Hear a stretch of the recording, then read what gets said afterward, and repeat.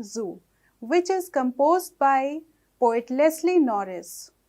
बच्चों, आपके first flight book class 10 English के जिसमें पोएम नंबर 3 है टाइगर इन द जू, जिसे कि पोएट लेस्ली नॉरिस ने कंपोज किया है, उसे मैं आज आप सबके सामने डिस्कस करूंगी। आप आई होप कि आप अपने बुक के साथ रेडी होंगे, आपने नोटबुक और पेन भी अपने साथ रखा होगा। ठीक है, तो पोएट लेस्ली नॉरिस ने जो ये पोएम कंपोज किया है उसके बारे में थोड़ा सा इंट्रोडक्शन में देख लेते हैं।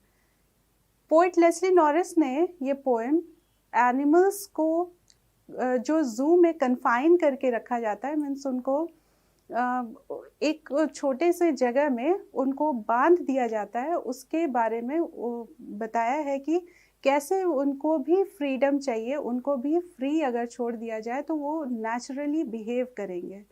तो उनका नेचुरल हैबिटेट में कैसा बिहेवियर होगा और जू में वो कैसा बिहेव करते हैं, इन दोनों को कंपेयर करते हुए हमें ये बताने की कोशिश की है कि कैसे हम सभी जितने भी इस प्लैनेट में, इस अर्थ में लिविंग बीइंग्स है, उनकी नेचुरल बिहेवियर क्या है, उनको फ्रीडम, उनकी फ्रीडम क्यों इम्पॉर्टेंट है, इन सारी चीज़ों को इस पोएम में डिस्कस किया गया है। ठीक है, तो आइए आप देख सकते हैं कि मैंने स्टैंजा 1 बोर्ड पे लिखा हुआ है, तो इससे पहले रीड आउट करेंगे, इसके वर्ड मीनिंग्स को नोट डाउन करेंगे, इसके एक्सप्लेनेशन को समझेंगे, देन इसके पोएटिक डिवाइसेस को डिस्कस करेंगे। ठीक है डियर स्टूडेंट्स, तो आइए पहले स्टैंजा 1 रीड आउट करते हैं, फिर आप इसके वर्ड मीनिंग्स को नोट डाउन करेंगे। ठीक है, stanza 1, he stalks in his vivid stripes the few steps of his cage on pads of velvet quiet in his quiet rage। Poet यहाँ बता रहे हैं कि टाइगर जो है वो जू में है। He stalks in his vivid stripes, कहते हैं कि वो stalks मीन्स वॉक कर रहा है, मूव कर रहा है, वॉक्स या moves. In his vivid stripes, vivid stripes means bright colored, means उसके स्किन का जो कलर है उसके लिए vivid वर्ड यूज किया गया है। ठीक है, तो आप क्या इसका मीनिंग नोट डाउन कर सकते हैं? Bright coloured.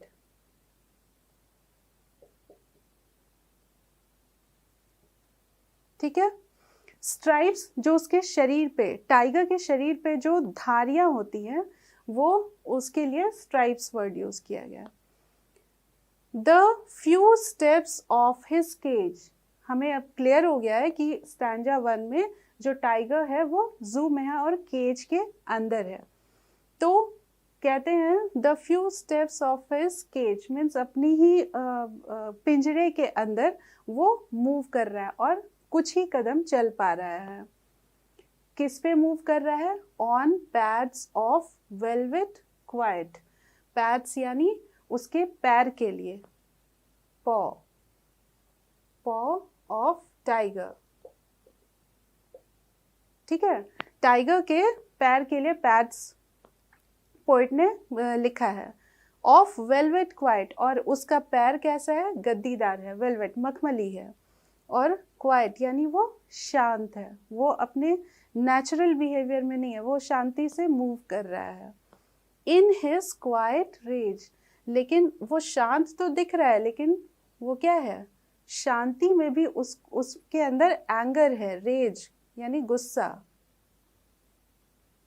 ठीक है, तो यहाँ जू में जो टाइगर है वो केज्ड है यानी पिंजरे के अंदर है, वहाँ पे वो नेचुरल बिहेवियर में नहीं है। ये पोएट लेस्ली नॉरिस बता रहे हैं, कहते हैं कि वो अपने पिंजरे के अंदर ही अपने मखमली पैर के साथ वो मूव कर रहा है और वो गुस्से में है, लेकिन उसका गुस्सा शांत है, वो हम सभी फील नहीं कर पा रहे हैं। ठीक है, क्योंकि वो दहाड़ नहीं रहा है, ठीक है, गरज नहीं रहा है, जिसको वो दिखा नहीं पा रहा है, तो पोइट कह रहे हैं कि वो केस्ड है, कन्फाइंड है, वो फ्री नहीं है, इसलिए वो नॉर्मली एकदम स्लोली केज के अंदर मूव कर रहा है। तो आई होप आपको ये क्लियर हो गया होगा स्टैंजा। आइए इसमें देखते हैं कि पोइटिक डिवाइसेस पोइट ने कौन कौन सी यूज़ की। सबसे पहले तो आप देखिएगा यहाँ पे पोइट ने स्टार्ट किया है पोएम को ही से, ठीक है। अब ही किसके लिए यूज़ किया गया है? टाइगर के लिए। तो जैसे ही पोइट ने टाइगर के लिए, टाइगर जो कि एक एनिमल है, बीस्ट है, उसके लिए ही यूज़ किया है, तो यहाँ इसको इंसान से जोड़ दिया गया है, यानी इसको पर्सोनिफाई कर दिया गया है, मानवीकरण कर दिया, मनुष्य के साथ इसको जोड़ दिया गया। तो आप कहेंगे कि एक पोइटिक डिवाइस पर्सोनिफिकेशन,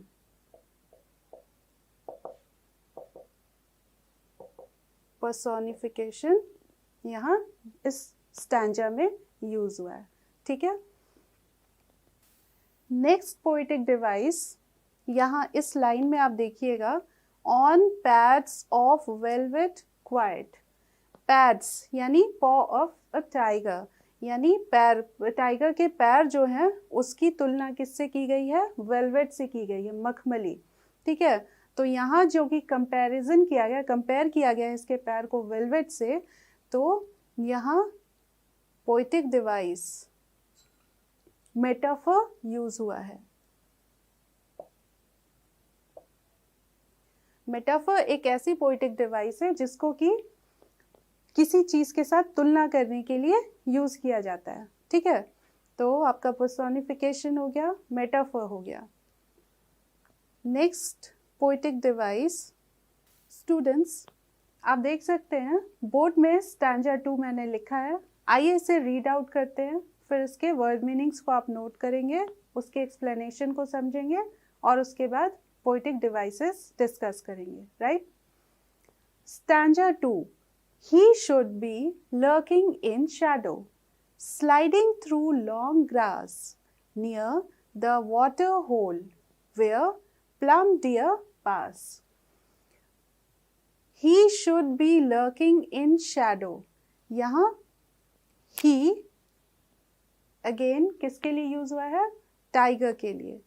तो tiger should be lurking in Shadow, poet कह रहे हैं।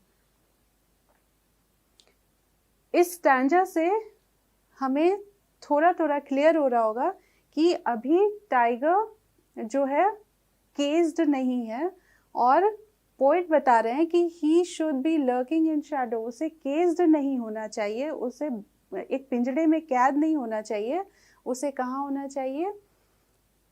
जंगल में होना चाहिए। और lurking, lurking means hiding, note कर लीजिएगा,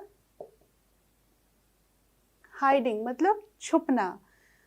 hiding in shadow, sliding through long grass means उसे घास में, लंबे घास में उसे छुपना चाहिए और लंबे घास में उसे सरकना चाहिए, स्लाइड करना चाहिए, खिसकना चाहिए। कहाँ के लिए? Near the water hole, water hole यानी जंगल में जो पानी, जलाशय होता है जहाँ पानी जमा होता है, वहाँ तक उसे छुप कर बैठे होना चाहिए। क्यों? Where the plump deer pass, plump यानी फैट, जहाँ से कि कोई मतलब मोटी हिरन वहाँ से पास करे या पानी पीने आए तो उसको घात लगाकर वो उसका शिकार कर ले, यही उसका नेचुरल बिहेवियर है। तो पोइट ये एक्सपेक्ट कर रहे हैं, ये उम्मीद कर रहे हैं कि जो टाइगर है उसको कहाँ होना चाहिए? उसका नेचुरल हैबिटेट यानी प्राकृतिक जो आवास है वो क्या है? जंगल है। तो उसे जंगल में होना चाहिए और नेचुरली बिहेव करना चाहिए, जो कि वो छुप कर शिकार करता है। वो छुपता है, घास में सरक कर जाता है जलाशय तक जहाँ पानी जमा है, जहाँ की हिरन पानी पीने आ रही है और वो उसका छुपकर शिकार करता है, ठीक है। तो स्टैंजा 2 में वो बिल्कुल नेचुरली बिहेव करेगा कब? जब वो जंगल में होगा, और जब वो जू में होगा, केस्ड होगा, तो वो वैसे बिहेव करेगा जैसे हमने स्टैंजा 1 में देखा। वो गुस्से में है, एंगर उसका है, लेकिन वो फिर भी उसे शो नहीं कर रहा, वो चुपचाप मूव कर रहा है पिंजरे के अंदर।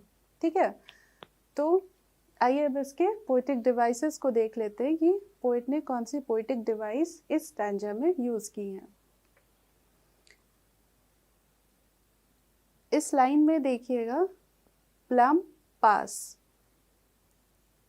प्लम और पास में प और प जो है वो सिमिलर साउंड है, वो रिपीट हो रहा है, यानी कॉन्सोनेंट साउंड जो रिपीट होता है तो उसके लिए एलिट्रेशन वर्ड, एलिट्रेशन वर्ड नहीं, एलिट्रेशन पोएटिक डिवाइस हम उसे कहते हैं। तो प्लम और पास में एलिट्रेशन यूज हुआ है। एलिट्रेशन क्या है?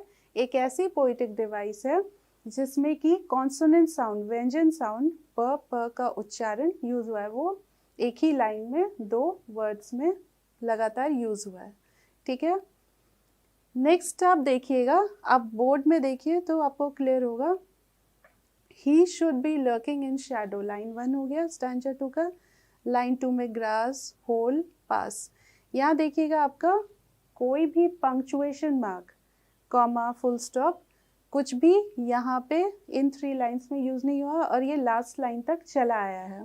तो इस तरीके का जो कंटिन्यूएशन रहता है